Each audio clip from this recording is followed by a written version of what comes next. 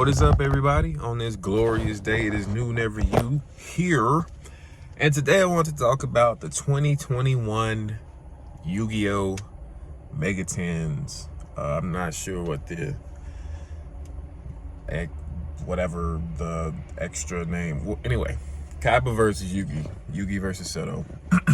So, a lot of people have been complaining about so many different things from the tins. No access code, no chamber, no Madoche stuff. Why is the Sacred Beast structure deck in there? Why is the Shadal structure deck stuff in there?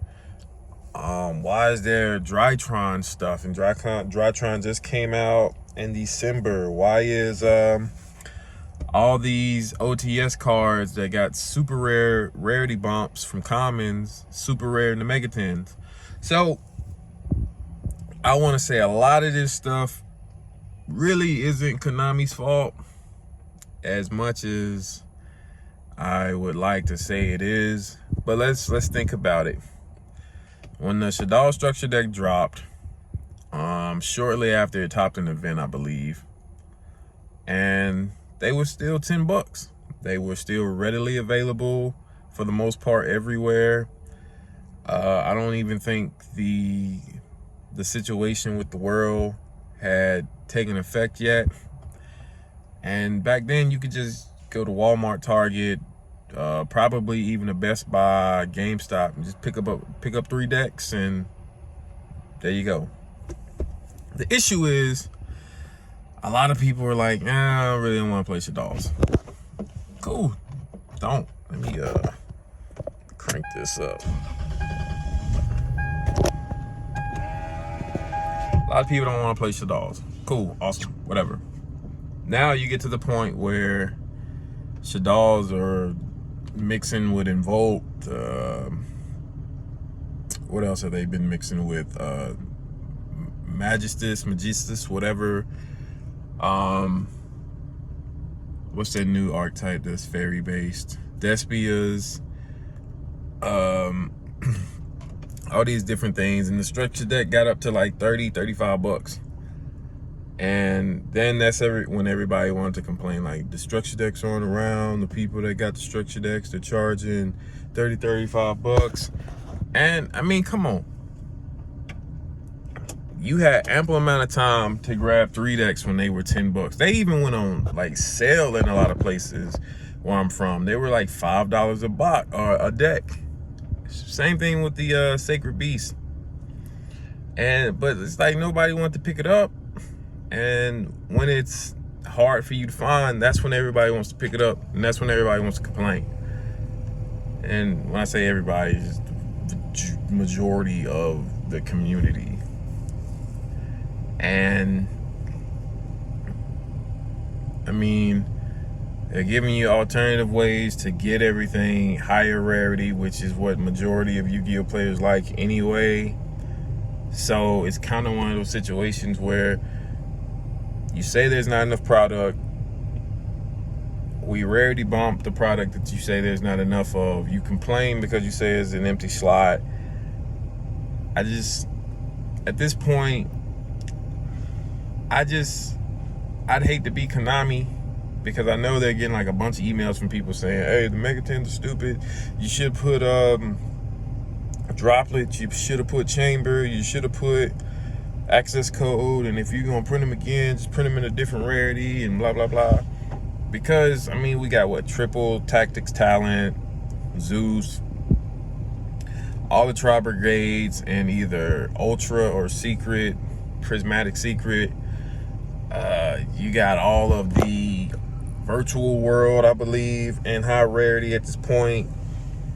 What else did they basically max out? Shadal's, Dogmatica, even the cards nobody wants to use, max out high rarity, ultra, prismatics, supers.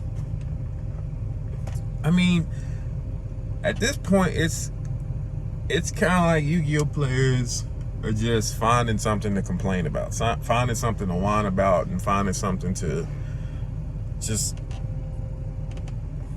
cry about, I guess. is the ultimate thing, is what we're doing at this point. And I understand that a lot of players are frustrated because the 10s were supposed to be out in August, then September, now October, and now we're in wave allocations. Hopefully I get all of mine on time because I got some orders to fulfill, and that's going to be a difficult situation to explain.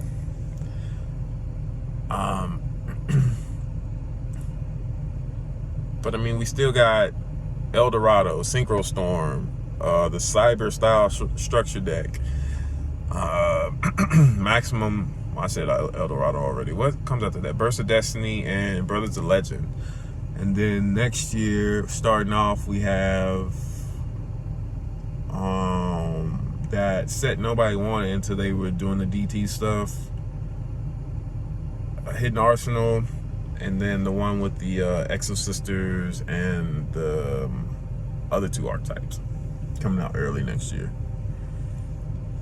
And I get that there hadn't been like no banger sets this year.